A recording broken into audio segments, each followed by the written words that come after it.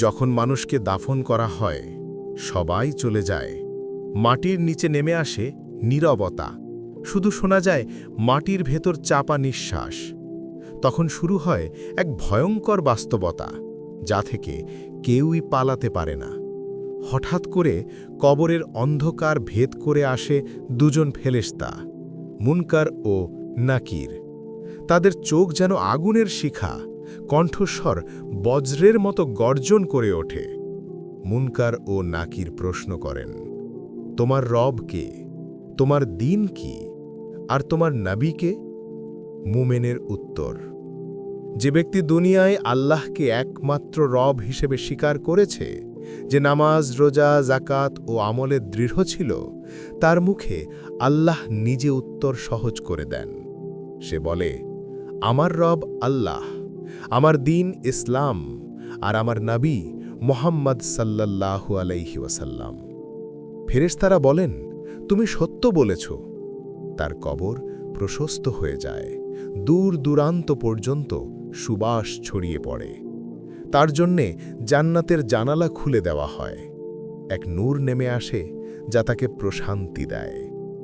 রাসূলুল্লাহ সাল্লাল্লাহু আলাইহি ওয়াসাল্লাম বলেছেন, যখন মুমিন বান্দা সঠিক উত্তর দেয়, তখন আকাশ থেকে এক আওয়াজ আসে, আমার বান্দার জন্য জান্নাতের বিছানা বিছিয়ে দাও, জান্নাতের পোশাক পরাও, জান্নাতের দরজা খুলে দাও। অমুসলিম বা পাপীর ব্যর্থতা।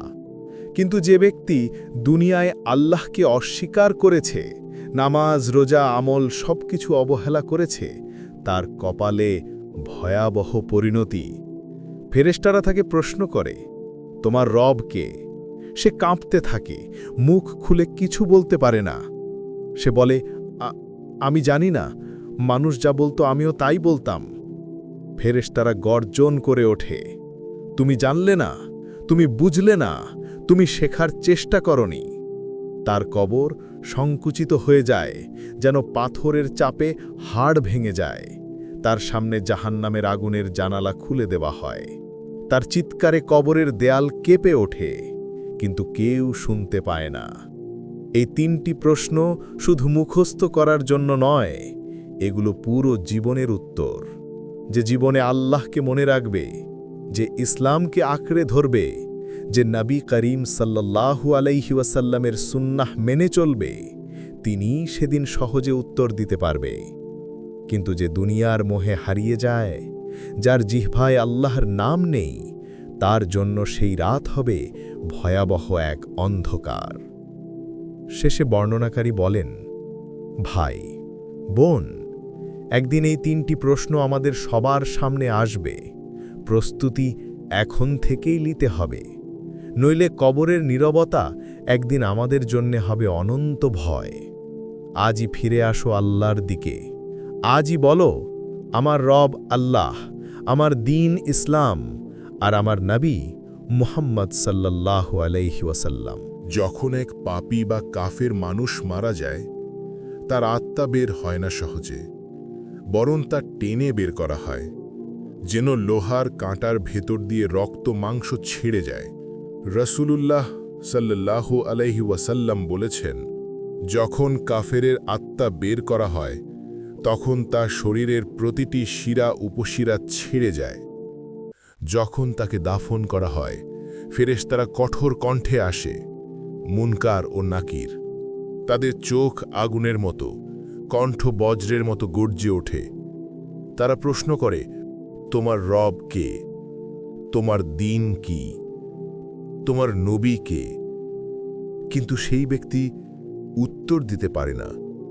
তার মুখ কাঁপে, জিহ্বা জড়িয়ে যায়। সে শুধু বলে, আমি জানি না। তখন ফেরেশতারা বলে, তুমি জানলে না, কারণ দুনিয়ায় জানতেও চাওনি। সেই মুহূর্তে কবরের মাটি একে ঘিরে ধরে, চাপ দিতে থাকে, যেন তার হাড় একে অপরের সঙ্গে গেঁথে যায়।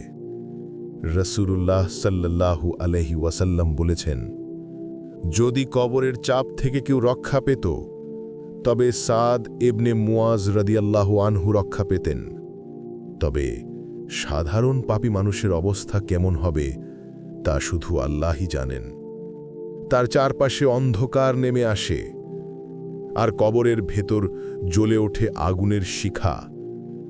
কখনো আগুনের ঝলক, কখনো গর্জনরত সাপ আর বিচ্ছুর দল যারা তাকে ছেড়ে খেতে থাকে। একটি হাদিসে এসেছে, যে ব্যক্তি নামাজ পড়ে ত্যাগ করে তার কবর হবে অন্ধকার আর তার ওপর নিযুক্ত হবে সাপ, যার নাম হচ্ছে সুজাউল আকরা। এটি সকাল সন্ধ্যা তাকে দংশন করবে। প্রতিটি কামড় এসে চিৎকার করে ওঠে, কিন্তু সেই চিৎকার কেউ শুনতে পায় না। দুনিয়ায় ফেরেশতারা তাকে ভালোবাসতেন না, কারণ সে ছিল গুনাহে লিপ্ত, নামাজ ছেড়েছিল, মিথ্যে বলেছিল, মানুষকে কষ্ট দিয়েছিল। আজ সেই ফেরেশতারা কঠোরভাবে বলে, এটাই তোমার প্রতিদান, তুমি তোমার রবকে অমান্য করেছিলে। তার শরীর আগুনে পুড়ে যায়। তার কবরের এক প্রান্তে জান্নাত নয়, খোলা হয় জাহান্নামের জানালা, যেখান থেকে উঠে আসে আগুনের তাপ আর ধোঁয়া। পৃথিবীতে কেউ জানে না, নিচের মাটির স্তরে একজন চিৎকার করছে, হে আল্লাহ, আমাকে আরেকবার ফিরিয়ে দাও। কিন্তু আর ফেরার সুযোগ নেই। দুনিয়ার বিলাস, অহংকার, টাকা সব এখন অর্থহীন। হাদিসে আছে, কবরের ভেতরে কাফেরের আর্তনাদ এমনভাবে প্রতিধ্বনিত হয় যা মানুষ শুনতে পেলে অজ্ঞান হয়ে যেত। ভাই, বোন, এই কবরের অন্ধকার কোনো গল্প নয়, এটা এক বাস্তবতা। আজ যদি আমরা নামাজে ফিরে আসি, যদি তওবা করি, যদি আল্লাহর সন্তুষ্টি অর্জন করি, তবে সেই অন্ধকার কবর একদিন হবে আলোয় ভরা জান্নাতের বাগান। যে কবর আজ আমাদের অপেক্ষায়, তা হয় প্রশস্ত বাগান অথবা ভয়াবহ অন্ধকার গর্ত। নির্বাচন আমাদের হাতে। আজই ফিরে আসো, কারণ কাল হয়তো আমাদের নামই ডাকা হবে শেষবারের মতো। প্রতিদিন আমরা কবরের পাশে দিয়ে হেঁটে যাই, কিন্তু খুব কম মানুষ ভাবে একদিন আমরাও এই মাটির নিচে চলে যাব। যে কবরের গল্প আমরা শুনি, আজ সেটাই আমাদের বাস্তবতা হতে পারে। তাই আজকের অধ্যায় তাদের নয়, আমাদের জন্য, জীবিতদের জন্য বার্তা।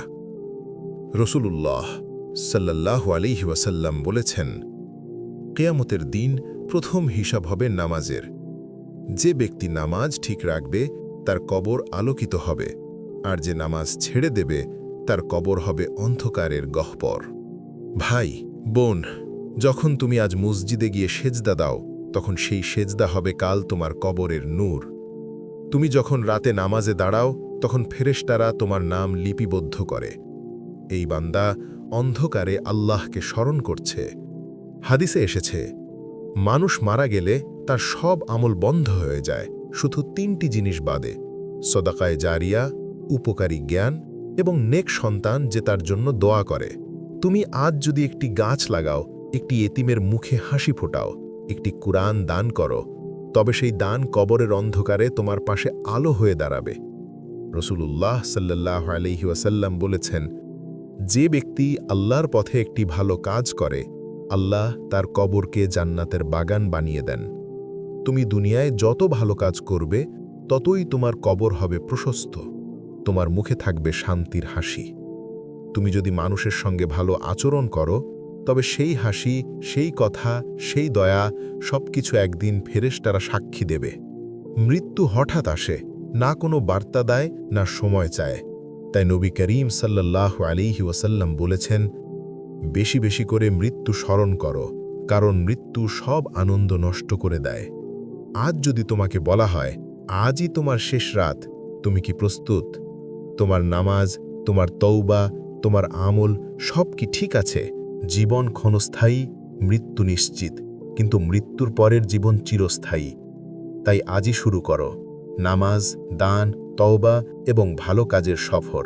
একদিন যখন সবাই চলে যাবে, তখন তোমার পাশে দাঁড়াবে এই কাজগুলোই, আলো হয়ে, শান্তি হয়ে, জান্নাতের বার্তা হয়ে। আল্লাহ আমাদের সবাইকে এমন জীবন দিক, যাতে কবর হয় জান্নাতের একটি বাগান, আর আমরা যেন হাসি মুখে বলতে পারি, আমার রব আল্লাহ, আমার দিন ইসলাম, আমার নবী মুহাম্মদ সাল্লাল্লাহু আলাইহি ওয়াসাল্লাম।